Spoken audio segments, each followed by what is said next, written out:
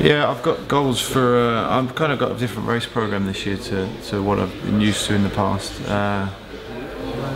Mainly working back from Paris-Roubaix as the sort of end of the spring, so classics. So I'll do a few classics before that. E3, War again. Doing Tirreno for the first time in my whole career, and so that's kind of with a view to being really good at Paris-Roubaix. I've done it. This will be my 8th Paris-Roubaix, so it's always, I've had a bit of an obsession with that race. And beyond that, I'll be going to Tour of California for the first time for 5 or 6 years, and I'd really like to do well in that race. And then come back and go straight into that tour program, so to get back to the tour in the same or better shape that I was in 2012 and be part of that team again.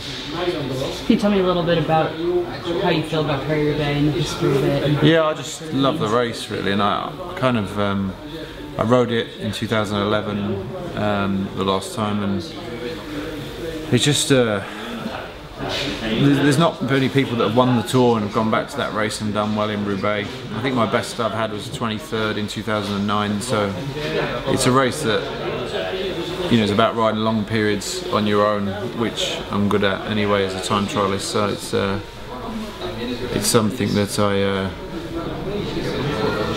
you know, have the ability to be, you know, I just love to be in that final with those guys, with Boonans, Cancelaras, and be in that mix at the end and see what happens really. You need a lot of luck as well, obviously, but we've got a strong team with the likes of Geraint Thomas and Ian Stannard, so to be there with those guys and see what happens, and of course come onto that velodrome, no matter what position you come on to it in, it's always a special experience.